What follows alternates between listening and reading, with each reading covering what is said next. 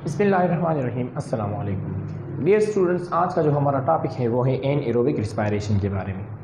Previous lecture में हमने पढ़ा था अबाउट रिस्पायरेशन के बारे में हमने पिछली वीडियो में पढ़ा था कि रिस्पायरेशन हमारे साथ वो प्रोसेस है जो एनर्जी देती है। मतलब respiration is an energy releasing process. ये एक ऑक्सीडेशन रिडक्शन प्रोसेस है जो हमें एनर्जी देती है, जिसमें फूड के ब्रेक डाउन होती है और in the form of ATP हमें एनर्जी मिलती है, तो इसे हम रिस्पायरेशन कहते हैं। प्रीवियस लेक्चर में हमने डिटेल में डिस्कस किया है रिस्पायरेशन के बारे में। फिर हमने पढ़ा था कि रिस्पायरेशन के दो बेसिक टाइप्स हैं, एक को हम कहते हैं एरोबिक रिस्पायरेशन और दूसरा टाइप जो है वो है एनएरोबिक रिस्पायरेशन। आज का जो हमारा टॉपिक है वो है एनएरोबिक रिस्पायरेशन। तो आज हम पढ़ेंगे एनएरोबिक रिस्पायरेशन के बारे में। इंशाल्लाह अगली वीडियो में हम डिस्कस करेंगे एरोबिक रिस्पायरेशन के बारे में। पहले तो हम डिफाइन करते हैं कि एनएरोबिक रिस्पायरेशन हम किसे कहते हैं। What is anaerobic respiration? Anaerobic respiration. How we can define respiration, anaerobic respiration? तो पिछले वीडियो में भी मैंने थोड़ा जिक्र किया था कि वो रिस्पायरेशन जो होती है in the absence of oxygen उसे हम एनएरोबिक रिस्पायरेशन कहते हैं। यहाँ पर एन का माना क्या है? एन मतलब एब्सेंट, एनएरोब मतलब oxygen. So respiration, it is the type of respiration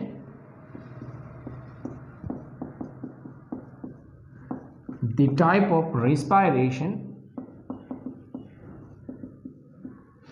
which occur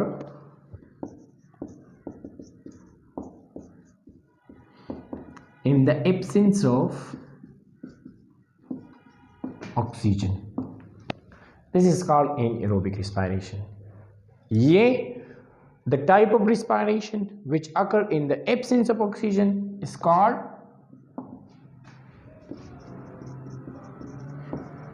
anaerobic respiration.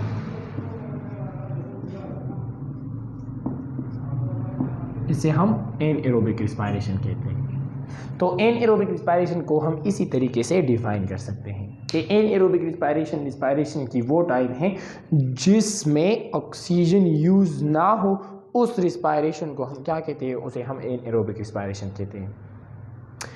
याद रखिए कि it is also called fermentation. इसे हम फर्मेंटेशन भी कहते हैं। Fermentation, it is also called fermentation. इसे हम फर्मेंटेशन कहते हैं। इसमें रिस्पायरेशन की सिर्फ एक स्टेप जो है वो इन्वॉल्व होती है, मतलब ग्लाइकोलिसिस स्टेप में ये कंप्लीट हो जाता है। It completed in one step. यहां पर ये एक ही स्टेप में कंप्लीट होता है। यानी जो रिस्पायरेशन के थ्री बेसिक स्टेप्स हैं जो एरोबिक रिस्पायरेशन में इन्वॉल्व हैं, ग्लाइकोलिसिस, इलेक्ट्रॉन ट्रांसपोर्ट चेन और क्रेब्स साइकिल, यहां पर सिर्फ और सिर्फ ग्लाइकोलिसिस होता है। ग्लाइकोलिसिस। एक बात और के एनएरोबिक रिस्पायरेशन कहां पर होती है? साइटोप्लाज्म में। साइटोप्लाज्म, अकर इन साइटोप्लाज्म, ये होती है इनसाइड द साइटोप्लाज्म, ठीक है। एंड दूसरी बात, in the absence of oxygen, absence of oxygen. तो मतलब इसके लिए ना ऑक्सीजन की जरूरत है और ना माइटोकॉन्ड्रिया की। याद रखिए एनएरोबिक रिस्पायरेशन, अगर हम हमारे साथ ये कहां पर होता है एनएरोबिक रिस्पायरेशन? इसके ये होता है अगर इन माइक्रो ऑर्गेनिजम्स में होता है एनएरोबिक रिस्पायरेशन, और हमारी बॉडी में भी होता है तब जब हमें एनर्जी की ज़रूरत ज़्यादा हो जाए। हम अगर वर्क करते हैं, कोई काम हार्ड वर्क करते हैं, तो उसके लिए एनर्जी की ज़रूरत ज़्यादा हो जाती है। फिर उस एनर्जी की ज़रूरत को, उस एनर्जी की रिक्वायरमेंट्स को पूरा करने के लिए एरोबिक रिस्पायरेशन वो उस रिक्वायरमेंट को कंप्लीट नहीं कर सकते, तो इसीलिए हमारे मसल्स में एनएरोबिक रिस्पायरेशन स्टार्ट हो जाता है। मतलब जब हम कोई काम करते हैं तो हमारा ब्रीथिंग रेट जो है वो इंक्रीज हो जाता है। क्यों ब्रीथिंग रेट इंक्रीज हो जाता है? क्योंकि हमारे साथ एनर्जी की ज़रूरत रिस्पायरेशन ज़्यादा होगी, जिसकी वजह से ज़्यादा एनर्जी प्रोड्यूस होगी। और हमने पढ़ा था कि रिस्पायरेशन, एरोबिक रिस्पायरेशन जो है उनके लिए ऑक्सीजन की ज़रूरत है, तो ऑक्सीजन बाहर से ज़्यादा सप्लाई होगी इनसाइड द बॉडी। ये मैं एरोबिक रिस्पायरेशन की बात कर रहा हूँ। एरोबिक रिस्पायरेशन में ऑक्सीजन की ज़रूरत होती है, ऑक्सीजन बाहर से हम लेंगे तब एरोबिक रिस्पायरेशन होगा।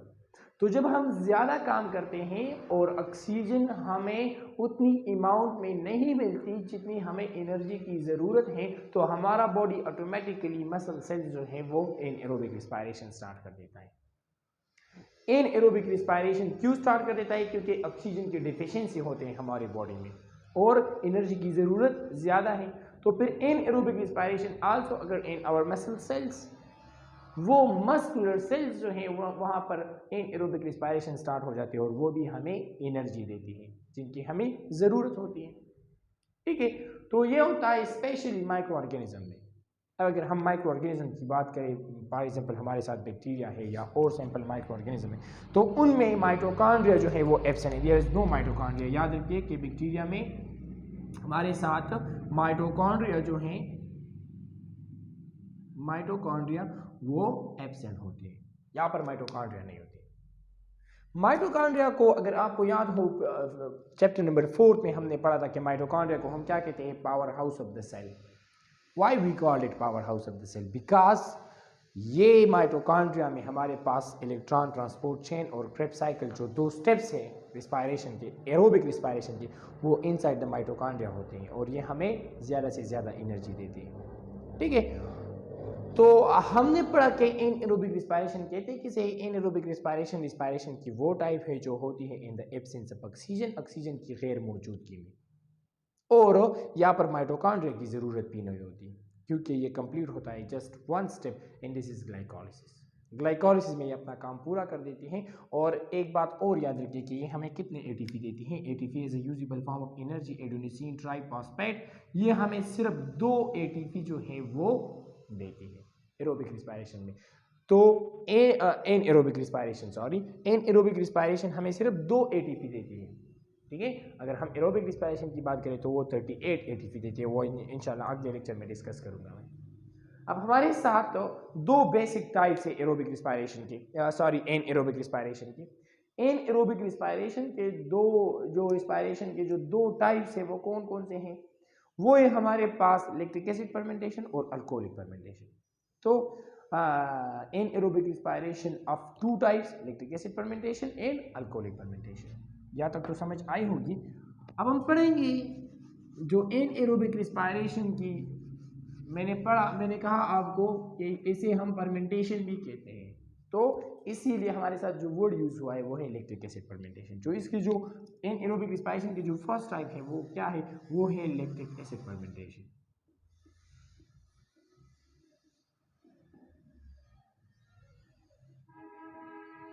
Lactic acid fermentation, lactic acid fermentation को हम लैक्टिक एसिड फर्मेंटेशन क्यों कहते हैं? क्योंकि इसकी जो एंड प्रोडक्ट है वो हमें क्या है? वो हमें क्या मिलता है? वो है लैक्टिक एसिड, इसीलिए हम इसे लैक्टिक एसिड फर्मेंटेशन कहते हैं। ये कहाँ पर होता है? Inside the micro organisms, micro organisms में, micro organisms, micro mean small और ऑर्गेनिजम्स मतलब जानदार। तो वो जानदार जो हम अपनी आंखों से नहीं देख सकते उसे हम माइक्रो, या बहुत छोटे होते हैं उसे हम माइक्रो ऑर्गेनिजम्स कहते हैं। ठीक है, and also occur in human या मसल सेल्स, मसल सेल्स में भी ये होता है। ठीक है, so it occur in micro organisms and also in human being या muscle cells of the human being when more energy is needed. जब एनर्जी की जरूरत ज्यादा हो जाए तो यहाँ पर क्या होता है? यहाँ पर लैक्टिक एसिड फर्मेंटेशन हमारे मसल्स में होता है और उस इलेक्ट्रिक एसिड की वजह से फिर हमारे मसल्स जो इन प्रोडक्ट, हमारे मसल्स बहुत ज़्यादा काम करने के बाद हमारे मसल्स दर्द क्यों करते हैं या सूजन क्यों महसूस होती है? वो इस लैक्टिक एसिड की वजह से, जो लैक्टिक एसिड प्रोड्यूस होता है इन प्रोडक्ट, उन्हीं की वजह से हमारे मसल्स फिर क्या करते हैं? दर्द महसूस करते हैं। उन्हीं लैक्टिक एसिड की वजह से फिर हमें सूजन महसूस होती है। तो this is because of lactic acid fermentation. यहाँ पर क्या होता है? ये हमारे पास 2 स्टेप्स में कंप्लीट होता है, 2 स्टेप्स। वो 2 स्टेप्स कौन कौन से हैं? फर्स्ट हमारे पास क्या हो जाता है कि हमारे पास ग्लाइकोलिसिस हमारे पास स्टेप है और इसमें क्या होता है? ग्लूकोज, यहां पर जो ग्लूकोज होती हैं, glucose, for example this is a glucose, जो क्या है, जो 6 कार्बन कंपाउंड है,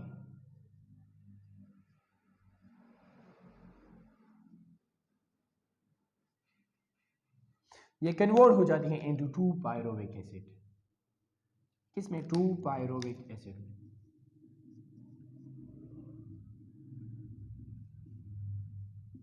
2 पायरोविक एसिड, तो हमारे साथ क्या है, 3 कार्बन कंपाउंड।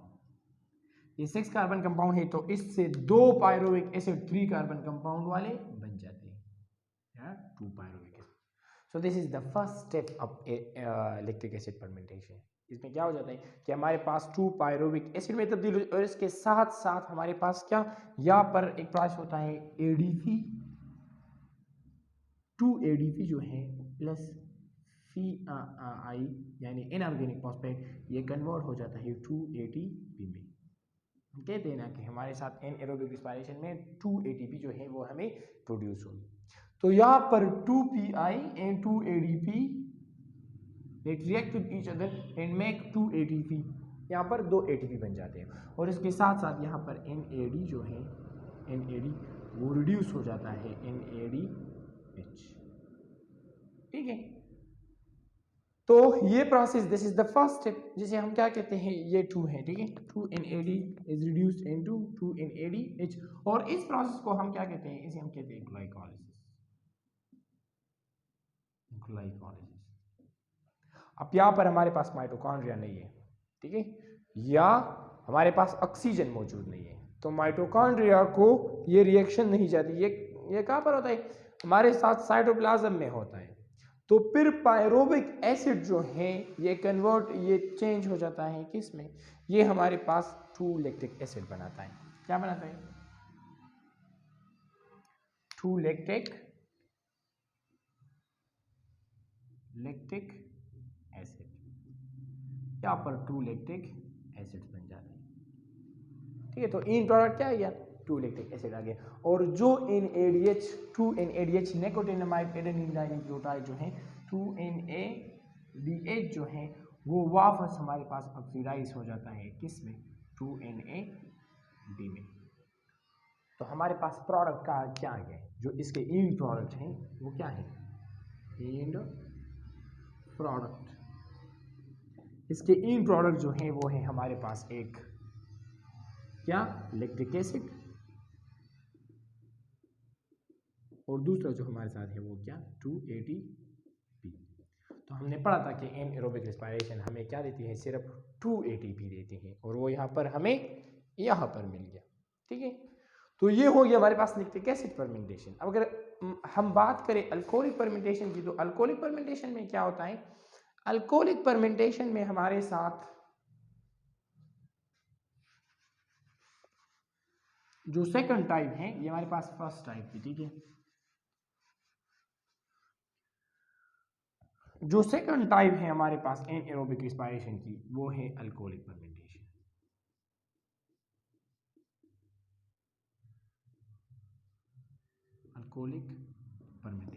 अल्कोहलिक फर्मेंटेशन को अल्कोहलिक फर्मेंटेशन इसीलिए कहते हैं कि इसके इन प्रोडक्ट क्या होगी, इथेनॉल। ठीक है, सो यहां पर इसे, ये कहां पर होता है, अल्कोहलिक फर्मेंटेशन जो है ये occur inside the bacteria and some yeast, bacteria में और सम यीस्ट, जिसे हम क्या कहते हैं, खमीर कहते हैं। तो ये इन ऑर्गेनिजम्स में होता है। ये भी हमारे साथ 2 स्टेप्स में कंप्लीट होता है। कंप्लीट कितने स्टेप्स में, 2 स्टेप्स, 2 स्टेप्स में ये कंप्लीट होता है। फर्स्ट स्टेप में क्या हो जाता है कि हमारे पास वही प्रोसेस ग्लाइकोलाइसिस होता है, जिनमें हमारे पास क्या हो जाता है, ग्लूकोज जो है, जो 6 कार्बन कंपाउंड है, ये हमारे साथ चेंज हो जाता है किस में, converted into 2 pyruvic acid.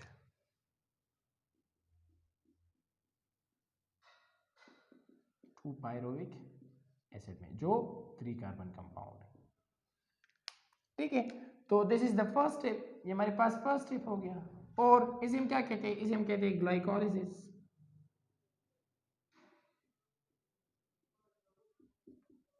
Enzyme glycolysis कहते हैं।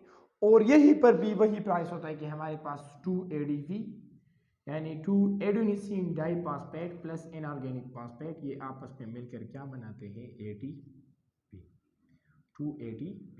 और ये प्रोसेस होता भी इसीलिए कि हमें क्या दे, ATP दे, ठीक है, यीस्ट को या लोअर ऑर्गेनिजम्स को, 2 ATP। और इसके साथ साथ जो 2NAD हैं, निकोटिनामाइड एडेनिन डाइन्यूक्लियोटाइड जो है वो रिड्यूस होता है 2NADH, ठीक है। इसके बाद जो प्रोसेस होता है, इसके रिजल्ट में हमारे साथ क्या बनाते हैं, यहां पर हमें मिलता है इथेनॉल। सेकंड स्टेप जो है, यहां पर क्या मिलता है, इथेनॉल। इसके इन प्रोडक्ट क्या है, इथेनॉल प्लस, यहां से एक बात याद रखिए, कार्बन डाइऑक्साइड जो है वो रिलीज हो जाएगा, कार्बन डाइऑक्साइड, ठीक है। तो ये हमारे साथ हो गया अल्कोहलिक फर्मेंटेशन। अल्कोहलिक फर्मेंटेशन को अल्कोहलिक फर्मेंटेशन इसलिए कहते हैं कि हमारे पास the type of alcohol ethanol produce होता है वहां पर, ठीक है। तो इसे हम अल्कोहलिक फर्मेंटेशन। अब इसके इन प्रोडक्ट क्या है, इन प्रोडक्ट्स, ये इन प्रोडक्ट्स इसके क्या है, एक हमारे साथ आ गया इथेनॉल, दूसरा हमारे साथ आ गया व्हाट, 2 ATP, और तीसरा हमारे साथ आ गया कार्बन डाइऑक्साइड। ये हमारे पास प्रोडक्ट बन गई अल्कोहलिक फर्मेंटेशन। तो आज हमने पढ़ा अबाउट एनएरोबिक रिस्पायरेशन के। एनएरोबिक रिस्पायरेशन किसे कहते हैं, इनके दो टाइप्स हमने पढ़े, अल्कोहलिक फर्मेंटेशन और lactic acid fermentation. I hope कि आपको समझ आई होगी। इंशाल्लाह अपना अगला टॉपिक यानी एरोबिक रिस्पायरेशन के बारे में हम कल पढ़ेंगे। That's enough for today, thank you very much.